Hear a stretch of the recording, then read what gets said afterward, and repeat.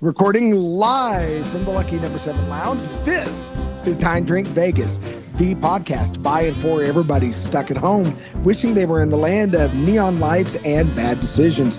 I'm your host, John, also known as the Baller on a Budget, and you have stumbled across episode number 96, where we're going to bring you our tasty drink of the day. We're going to break down some Las Vegas news, although some of it's a week old now, and we're going to break down our favorite travel points related credit cards. Make sure you stick around for that. But before we can dive into any of that top shelf, premium, amazing, and free Las Vegas travel content, we have to bring in the founder of Dine, Drink Travel and Dine, Drink Vegas himself. Yes, of course, I mean the high roller, formerly of the High Plains, the leader of the luxury lounge, the king of comps, the Alabama Slammer, the man who's always waiting on that limo to take him away to his next luxurious travel destination. Of course, I mean Bill.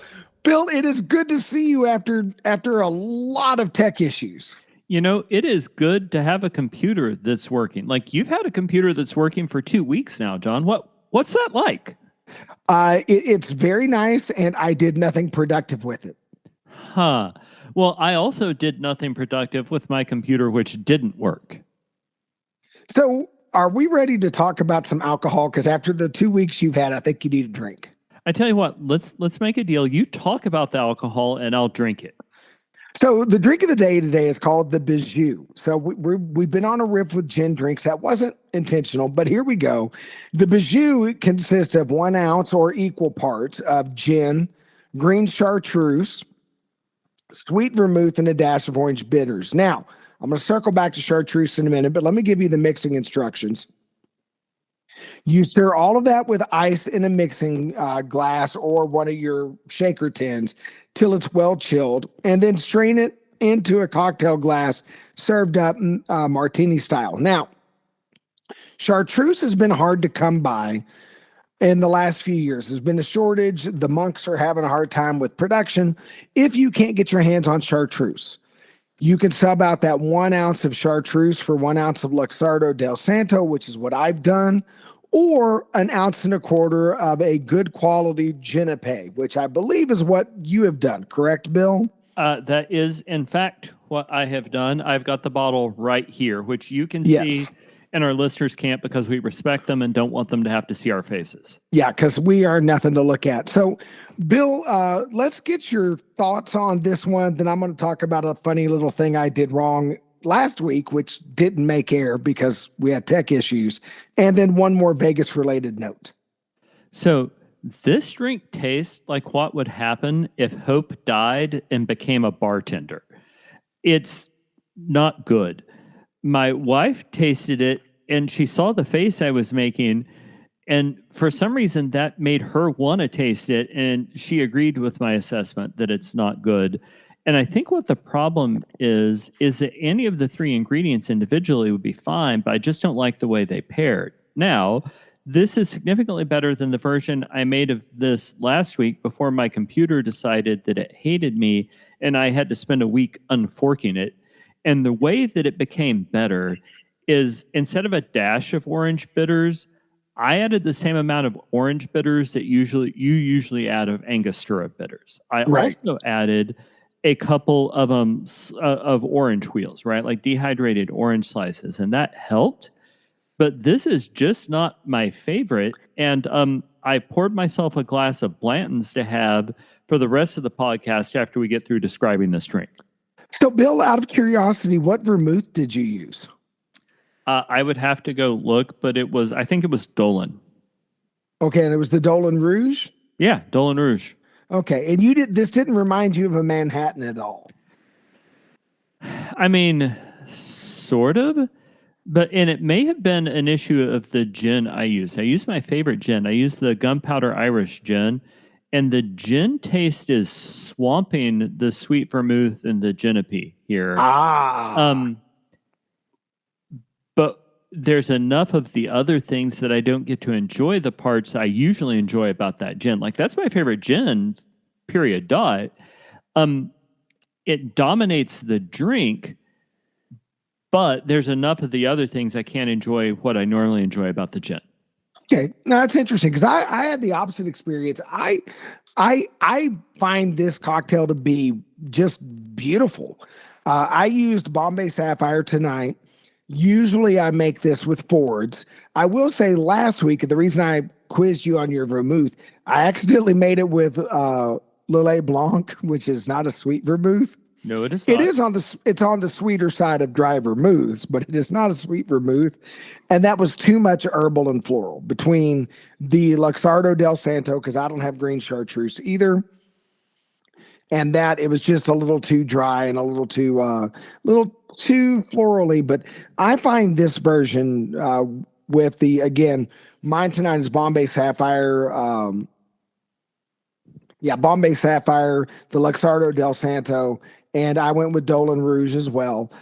I find this to be gorgeous. If you enjoy a Manhattan, but you want something a little lighter and more floral for summertime, this is a really nice alternative to the Manhattan. So you've just said something important because I agree. It is a vividly floral drink. Like I can taste the floral notes, and I lack your descriptive abilities.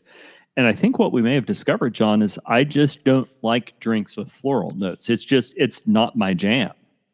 It may be, although I am curious too, if the Genepe, having not tried the Genepe, the internet assured me that was a worthwhile sub. Perhaps that was the issue. So, or it may just be that, Bill, this is something that I think is delicious and you think is terrible, because sometimes personal palates are that way and no two people will agree on all things.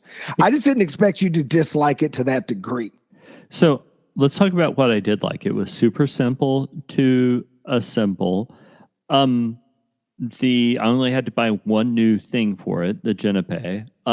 I hope we make some more cocktails with Genepe because now I own a bottle of Genepe. I love things with the orange notes in them. It may very well have simply been my particular sweet vermouth, the Dolan, with the Genepe, with the particular gin. It's just not working. No, I get that. We will circle back to your bottle of Genepe because I desperately want us to make a last word. And all you need for that is Luxardo or an equivalent liqueur, which should be relatively easy to source, I would hope. On a Vegas-related note, if Bill's description has not turned you off of this drink and you're willing to give it a go, because what we went full Siskel Ebert here. Bill gave it the big old thumbs down. I gave it the big old thumbs up. We are a split decision. If you happen to be in Park MGM, head over to Primrose. They make a smoked Bijou, which is one of my favorite cocktails in all of Las Vegas. They serve it in this cage and you open it up and the smoke billows out. It is one of the best drink experiences on any MGM property as far as I'm concerned. I treasure getting a Bijou from Primrose at Park MGM. I would drink that just for the show. By the way, the bar at Primrose is very much underrated. It is not just at Park, it is the resort diner, but it's a French themed, gorgeous resort diner with a heck of a bar.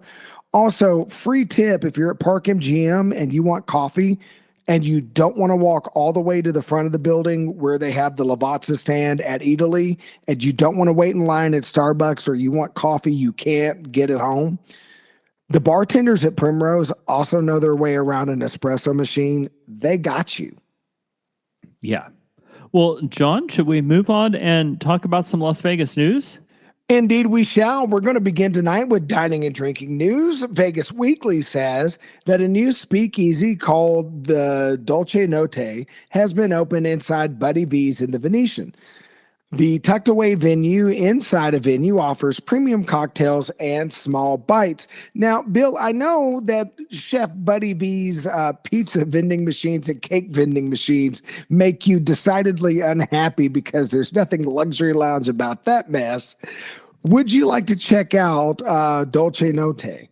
Absolutely. For two reasons. One, I love the kind of speakeasy vibe, the like bar inside a bar or the hidden space or whatever. That is fantastic. The other thing is you have successfully sold me over the last few years, John, on small bites and appetizer plates and happy hour menus and things like that. And I realize this isn't a happy hour menu, but in terms of small bites, it's there's some overlap.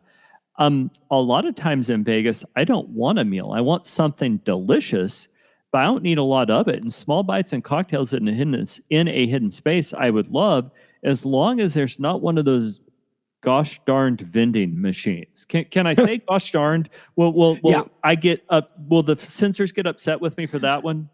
By golly, we are trying to avoid having our podcast marked as adult, or I don't know why, other than our employers might not be in love with that. Mine especially. Yours, I don't think could give a damn, but mine especially might take exception.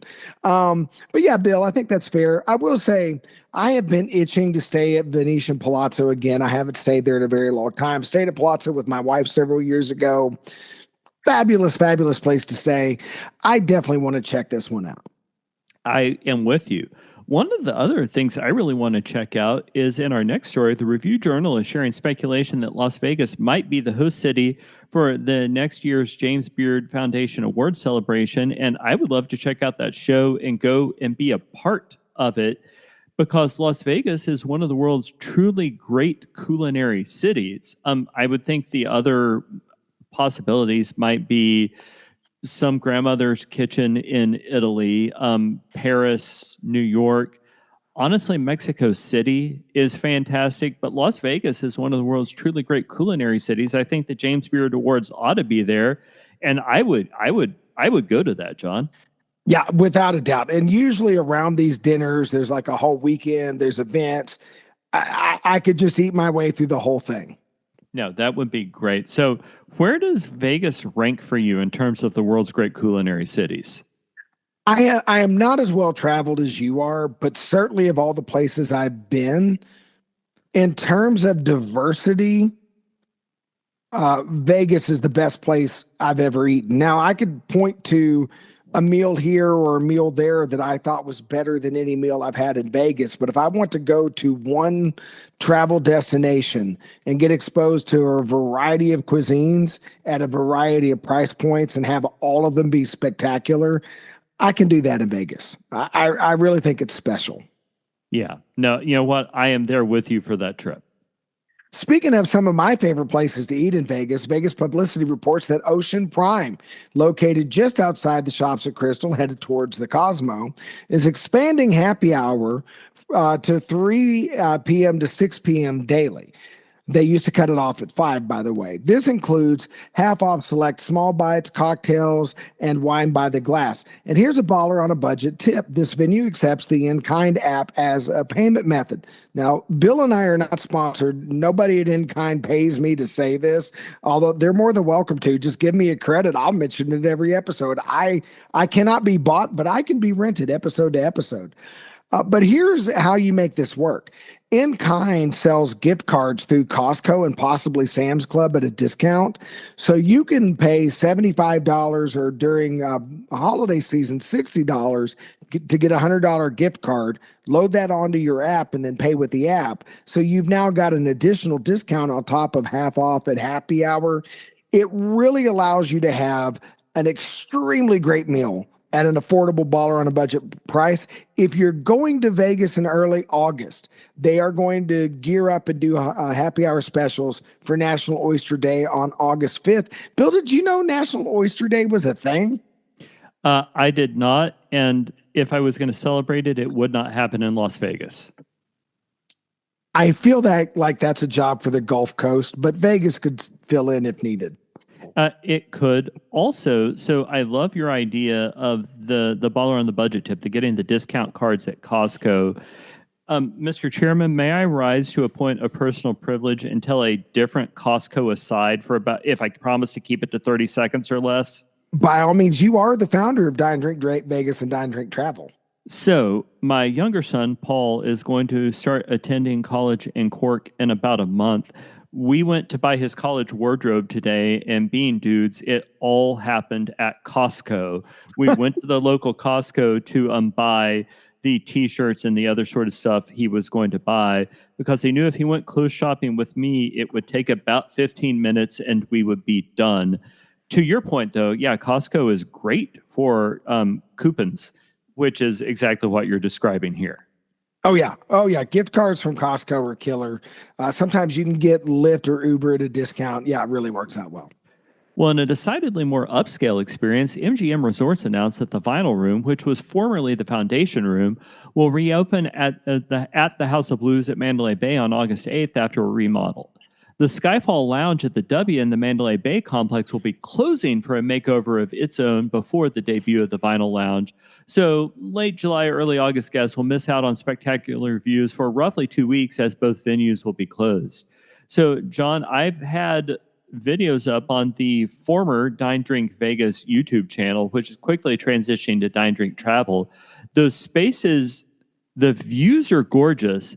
I'm really looking forward to seeing what the space looks like at the Vinyl Room. Did you ever go up to the Foundation Room, John? No, I've done Skyfall twice now, but I never made it to the old Foundation Room. I really was hoping the Vinyl Room would be ready by the time my wife and I went to Vegas in early July. Clearly, that did not happen. So I want to see this space. I think it's going to be exciting. I we need to make another trip to Vegas sometime soon. I think you and I both need to develop cases of explosive diarrhea so our employers can't ask questions, and we just need to go to Vegas and do all the fun things. Indeed, we do. Speaking of fun things we can do in Vegas on our next trip, let's jump into entertainment and sports news. Mark Akers at the Review Journal broke news that Mark Cuban's investment group, Harbinger Sports Partners, has bought a minority owner stake in the soon-to-be Las Vegas A's. Not to toot our own horn, but this podcast not only has long maintained that new partners would be brought in, we have speculated specifically about Mr. Cuban himself. And while A's majority owner John Fisher has long been rumored to lack the will and liquid assets to get the stadium done, Mr. Cuban has both. Bill, this definitely assures the stadium gets done, right?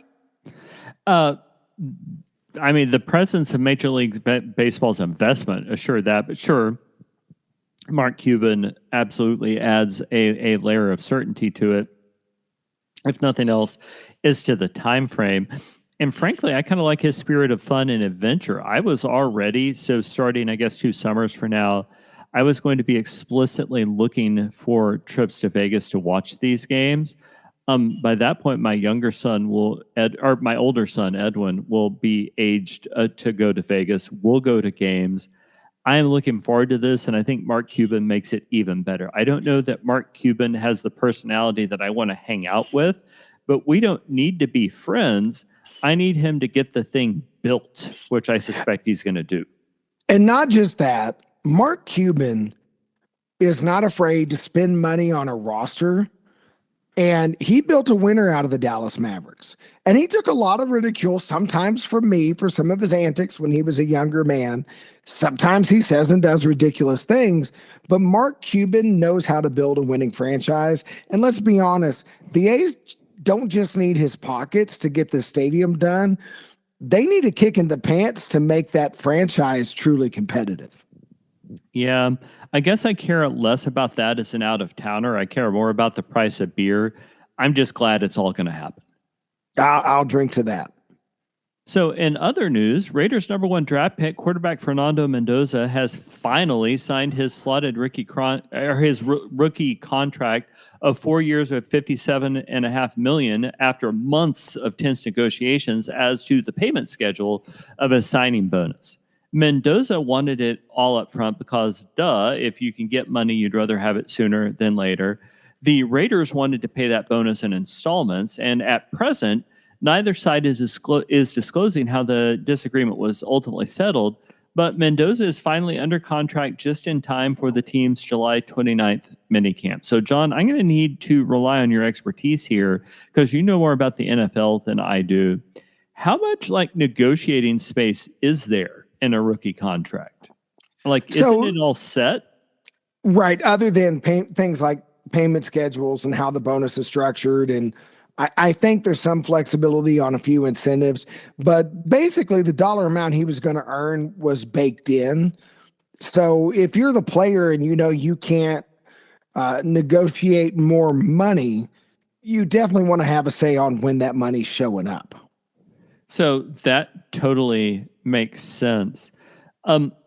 If you can delay a signing bonus, though, that means it's not really a signing bonus. That's more of just like your salary in the out years, right? Right. And the other thing it does is any signing bonus that you haven't paid yet, if something horrible happens and you cut the player, you're out from under that money. Whereas with Mendoza, that signing bonus is, if he gets it all up front, that's guaranteed.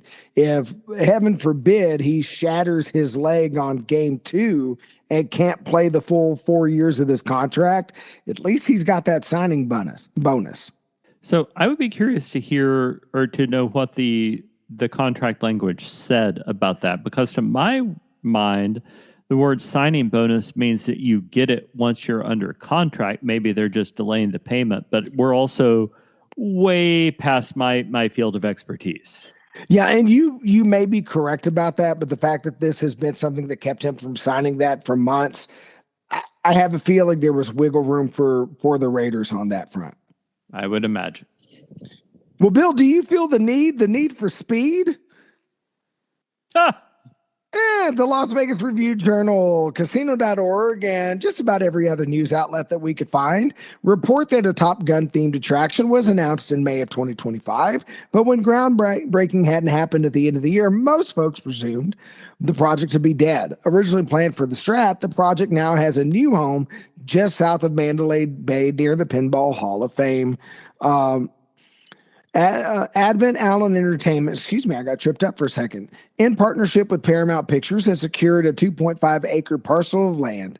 If it eventually opens, it will feature high-end flight simulators and a full-size recreation of the hard deck bar and restaurant. Bill, does this news give you that loving feeling? So that is, I'm certain I saw other movies, but Top Gun is the second movie I remember seeing in theaters, the first one being Star Wars in 1977.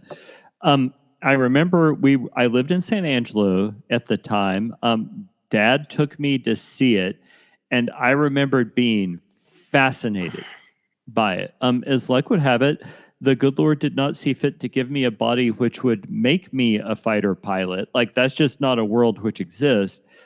I was fascinated by it, and for any price south of $500, preferably south of $100 or $200, but I would, in the state I'm in Vegas, go a little bit higher than that.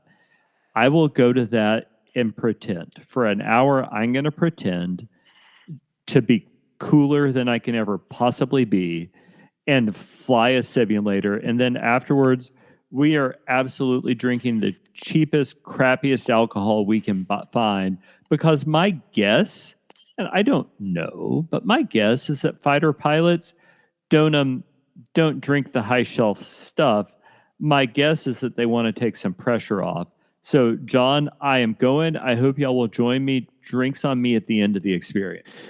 No, Bill, like you, I want to live vicariously through this experience. I saw the film thanks to Blockbuster Video and the magic of VHS tapes. But I've always dreamed of going to the danger zone. But it turns out if you fill your body with 4-cheese pizza, you won't get to pull 5 Gs in an F-14. So that just wasn't in the cards for me.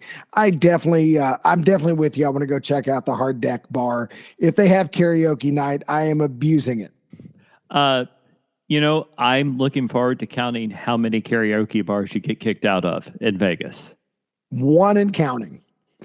So, in other news, Scott at Vital Vegas. Oh my goodness, John, did we get like a half hour into this podcast before the first time we quoted Scott at Vital Vegas? I think we did. I don't even know what's happened to us, but Scott at Vital Vegas reports that 80s pop and soul diva Taylor Dane will hold a residency at Harrah's in November and December, which is sure to be a hit with Gen X and younger boomer women, amongst other groups.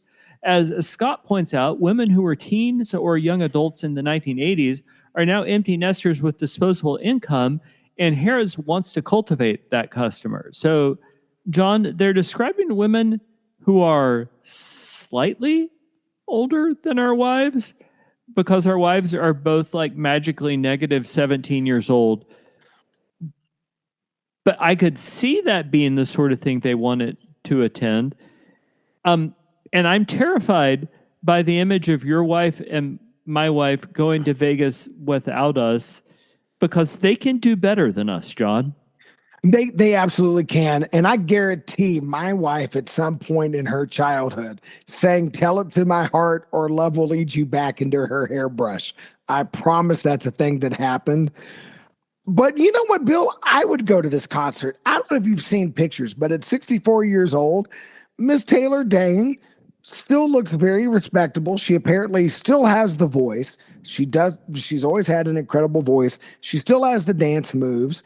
Like many celebrities of her age, she seems to have undergone some procedures, but her surgeon seemed to understand that discretion is the better part of valor. So she doesn't look like a Mr. Potato Head doll gone wrong. I think it might be a good show even for dudes. So I will close on this news item with this. Rachel, sweetheart, I love you very much. And if you and John's wife ever go to Vegas without us, I guess the only thing I can ask is please don't let there be photographic evidence that I've got to explain to the nice people we go to church with. Yeah, ladies, have fun. I don't care. Y'all do you. You work very hard. You put up with us. Go have a ball. Yeah. Well, what do we have going on in casino and hospitality news, John? Travel Zork reports that the Durango and a few other station resort properties will be letting guests use Apple Pay for bar top gambling, a convenient if potentially dangerous option for us video poker players. Bill, I got to admit, I am simultaneously excited and horrified about the thought that I could just Apple Pay myself some video poker at the bar. That's a terrible idea, and don't do it. One of the reasons that I'm married today is that I've never been able to use electronic payments at a casino machine in my younger and more impulsive days. Like my system is I bring however much cash down with me. Rachel, sweetheart, if you're listening, $3.17. I take $3.17 with me down on the casino floor.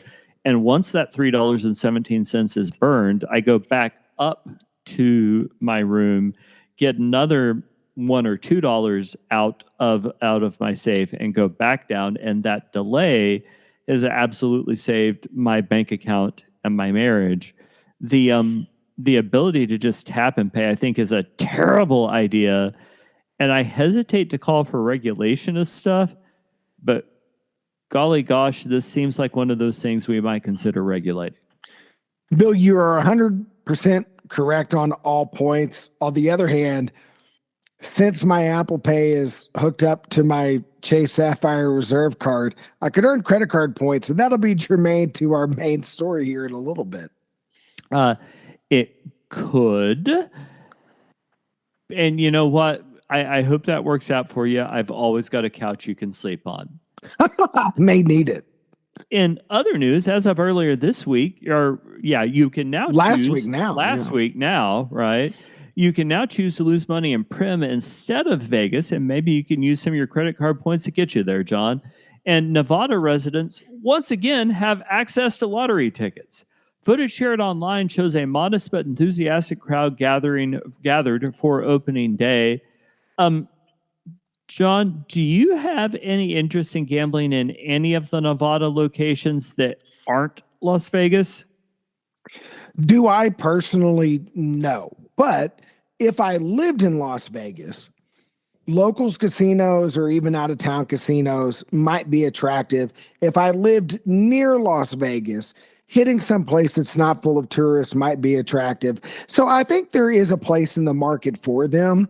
But for me, living in far west Texas, if I'm going all the way to Nevada, I want Vegas. And also, if I just wanted to gamble and nothing more, there's a lot of Indian casinos in the state of New Mexico and the state of Oklahoma who could accommodate me without me having to travel nearly so far.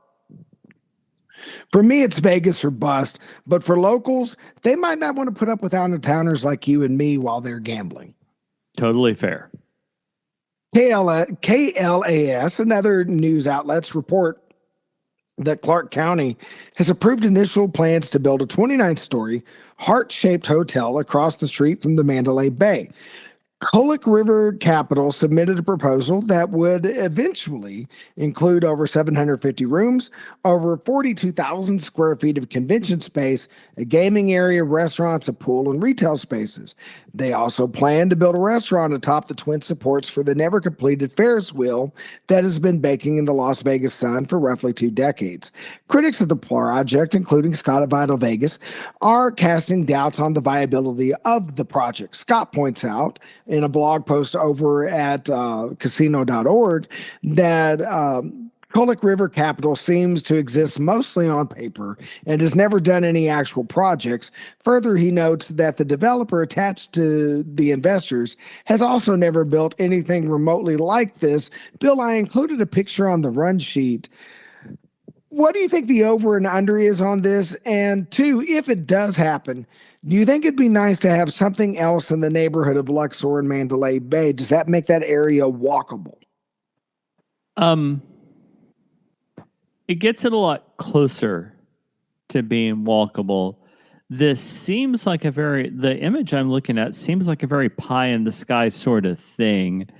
I already love the Mandalay Bay. I would love anything which brings more mass down there. This just seems like somebody had more of a vision than they had a plan, you know?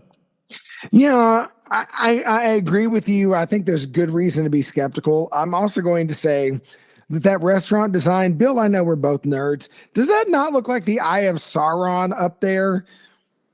Yeah, it does. I don't know what it does look like, but I know that whatever it is isn't good.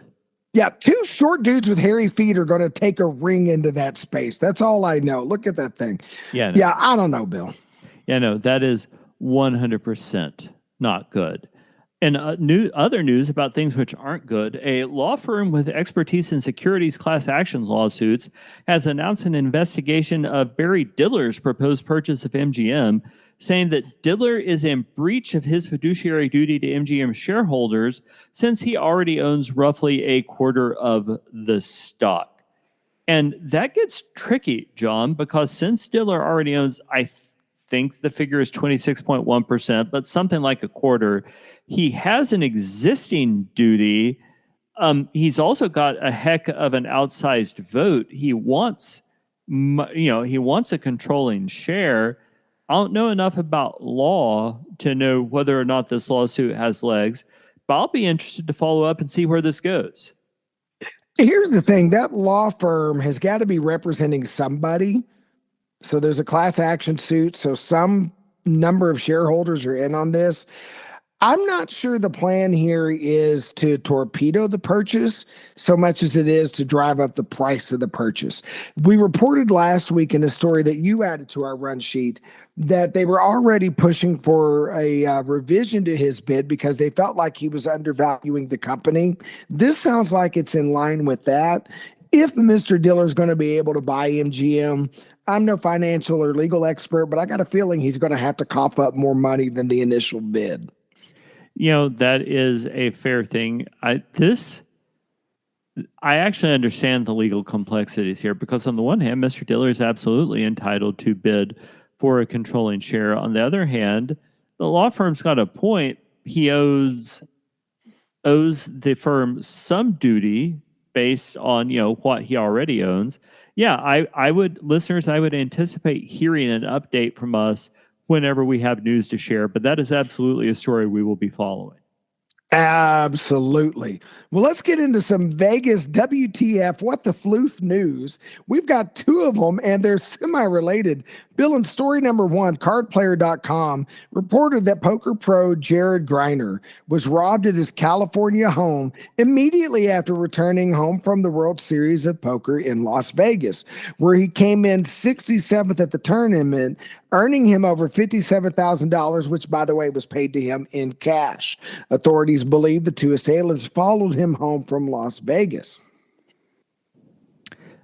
John, who travels with that much cash? Yeah, I feel like the ATMs in the casino allow you to deposit money too. They do, or you could arrange for a wire transfer, or if I've got $57,000 in cash even if I've got to go to a bank which isn't my bank, which is going to charge me a significant fee, I go deposit that physical cash. I go open up an account in that bank and deposit it, or pay them $1,000 to issue me a cashier's check or something. Because if you're getting paid $57,000 in cash, somebody's going to have watched it happen. Now, what I don't understand is how dude didn't notice some people following him home the whole way. Because if there's that one like gray Toyota Corolla which is following you for 200 miles, I'd have some questions and would probably take some evasive maneuvers. I do get in his defense that professional poker players, by measure of what they do for a living, do have to keep a lot of cash on them because they're constantly using cash to buy into games. I get that aspect, but like you, I would probably have wired that to my bank and then withdrawn once I got home when I needed it. Yeah, this doesn't seem like a very smart way. I don't want to tell a professional poker player how to do his job because God knows I hate it when people tell me how to do mine. But yeah, I got questions, Bill. Yeah. Well, and other things I've got questions about. Scott, and John, because we love our listeners, this week we have 2 Vegas Whiskey Tango Foxtrot stories, things that are just wild and out there. But Scott at Vital Vegas says that the William Hill Sportsbook at the Virgin was robbed for $28,000. The perpetrator was apparently a Virgin employee who wore a mask and wielded a knife in the robbery. So I trust that the state of Nevada is equipped to handle a person accused of wielding a weapon in the commission of a robbery. I don't commit a lot of crimes, John. One of the reasons that we know of. Sure, I have never once been convicted of any. But one of the reasons I don't is I've got a little voice inside my head which says, Bill, how's this going to play out? And if I was going to commit a crime, which I wouldn't commit a crime in a place that I already worked so I knew how I looked and all of that, where I'm certain there were cameras and security guards. Like, what was this dude thinking, John? He was thinking money, money, money, money, money, and that wasn't the right thing to be thinking. That was a really, really stupid thing to do. Yeah. I hope that the authorities let him put some of that $28,000 in his commissary account because I suspect he will need something to supplement his prison meals. Yeah, no kidding. Yeah, I wonder how that works out in the Nevada prison commissary. I wonder if they take Apple Pay. That's funny, is what that is, John. All right, Bill, are we ready to jump into our main story for tonight? Man, we haven't had a main story in months. I am ready to go right now. So this is one of 2 parts that we're going to do. Tonight, we're going to talk about travel credit cards that are not brand specific here, right? So we're going to talk about general travel cards that are branded by your bank. We don't mean the MGM card or the American Airlines card or the Caesars card or the Southwest card. We're going to have that discussion at a later date. But today we want to get into luxury credit cards that give points.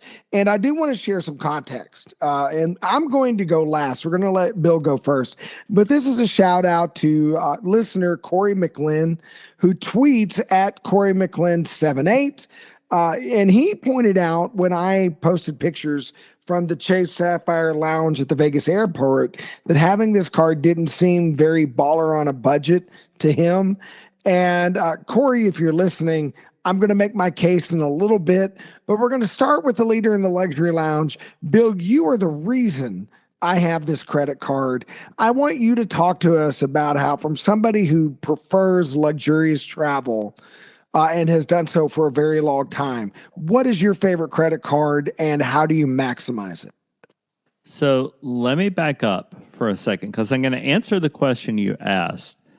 But I'm looking forward to the episode on branded credit cards because a lot of my spending goes on an American Airlines credit card.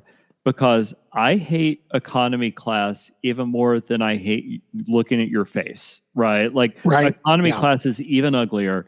And the American Airlines credit card used properly helps me avoid that a great deal of the time.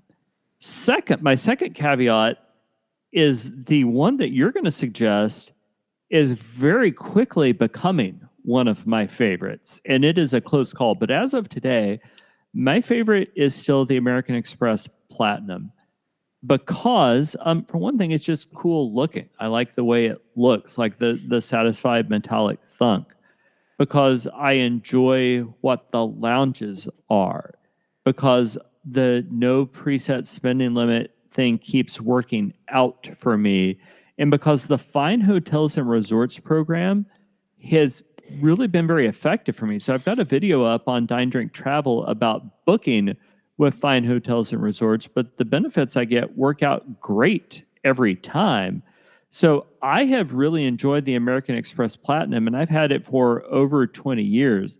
The fee is starting to get to me. Like the fee is higher than I would rather accept. But like my kids both carry my Amex Platinum. They've never had a problem with it. They're good with secondary cards. Yeah, the Amex Platinum's worked out great for me, John. Yeah. So I went with the Chase Sapphire card, partially after talking to you, partially because I already am a Chase customer. And I hear that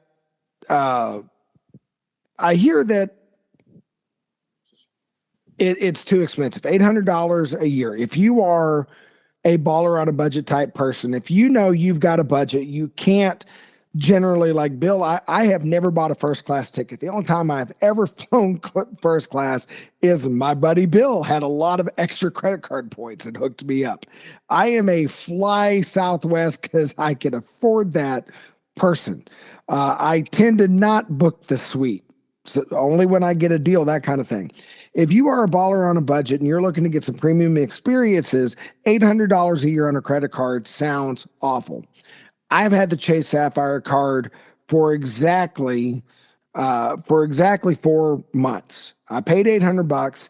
I've already used up $1,200 worth of benefits. Now, 757 of that happened to be some subscriptions that I might have lived without. Like, they gave me Apple TV, and I didn't have that before. I could take or leave it, although we really did like Ted Lasso. We finally watched that. We did Apple Music. I could live without that one. But there's a lot of good deals in here. They gave us the Dash Pass, which was nice. But some of the other benefits that we've cashed in, because I've gotten over $1,200 worth of value on an $800 purchase in only 4 months. We were able to get a $300 credit for plane tickets to get my daughter, who was living in Virginia, home this summer to Texas for a nice long visit. We wound up not paying for her airline tickets because our travel credit handled that. Our last trip to Vegas, we had a dining credit that we used at Lisa Vader Pump's Joint at the Paris. Not exactly my favorite meal. Eventually, Bill, I'll get you the video on that. I do have things to say in a video format. But you know what? My wife and I went there and we had appetizers and cocktails, and we paid $6 out of pocket, including tax and tip, because we had a travel credit for that. We have another dining credit coming up. We have 2 separate hotel credits that we can use in the next 8 months. If you actually travel and you're smart, this card will more than pay for itself. So it's giving me some experiences I wouldn't have otherwise had. So, first, in terms of the times I've used some points to fly you first class, you are my brother in Christ as well as in life, and I can't imagine why I would do something so ugly as to make you fly economy class. It's just not the way of the Episcopal Church. It's not a thing we do. Second, I don't think it is an $800 fee because the $300 travel credit happens automatically. It is in effect a $500 fee. Now, that is still a heck of a lot of money, but you're making a powerful argument. Here's my question, John. How is the Chase Sapphire Reserve Lounge in the Las Vegas airport? Okay, so I want to get to that right off the bat because when I was calculating the benefits, I didn't even factor this in. So there will be a video going to YouTube. I've got to edit it. I am a lazy editor and a bad video maker. Check out my review of the Golden Gate Suite to see how bad I am at this. It is the worst hotel review on YouTube. Great room. Sorry, Derek Stevens. All right. My wife and I actually got to the hotel early, partially out of our checkout time from the hotel, and partially because I wanted to check out the lounge. Now, the Sapphire Lounge at Harry Reid Airport, it's in C Terminal, which is great if you fly Southwest, by the way. It's where your plane's going to be. It is small, and we did have to wait 20 minutes to get in there. But we were able to go in there. We had a full lunch of small bites, some of which were designed by Momofuku. So really good snacks. My wife and I each had 3 cocktails. Oh, wow. It cost us nothing to be in that space. The credit card got me in the door. If you have ever paid for lunch and cocktails at Harry Reid Airport, 2 people can easily drop $100 on lunch and a couple of pre-flight cocktails at Harry Reid. And I promise you, whatever you had to eat and drink in that airport at whatever restaurant you picked, this stuff was better than Payway. So what you're describing is a pretty similar experience to the American Express Platinum, where the cocktails are also excellent and the meals tend to be pretty good. Yes.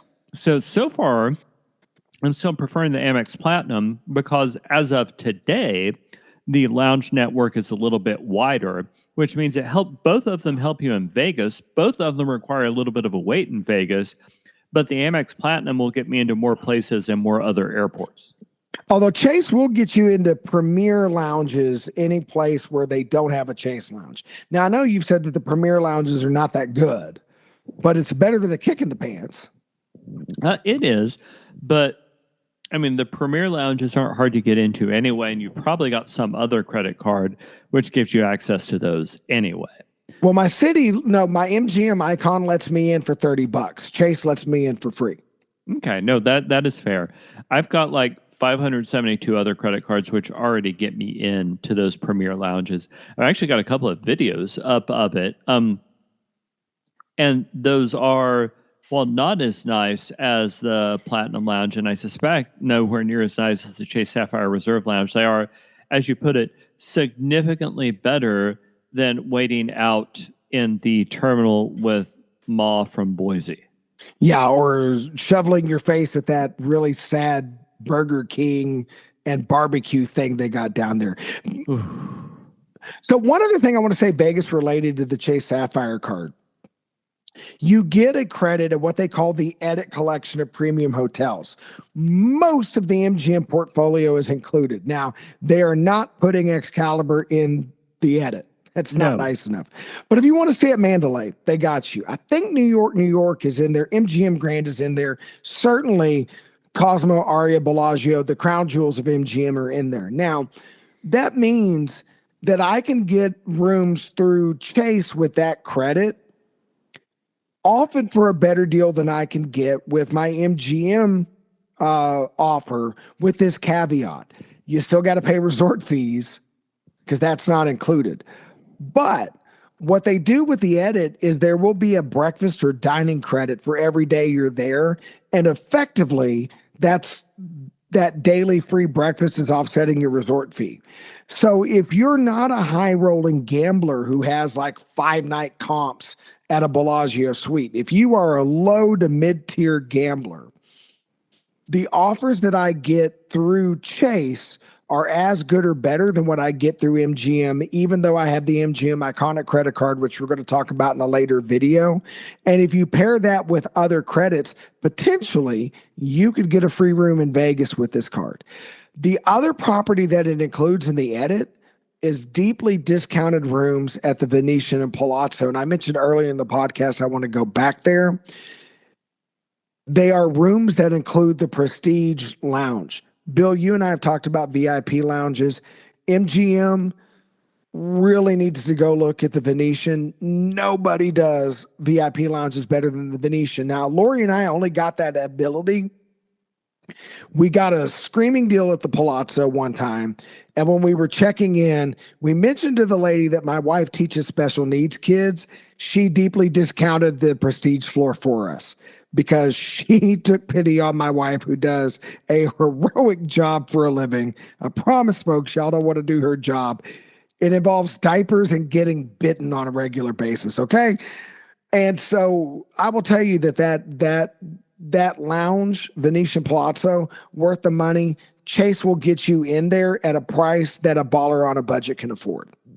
So you just about have me convinced, and I hold that card. I need to pay more attention to what the benefits are so I can do a more effective job of using them now that I'm paying $3 million a year in an annual fee.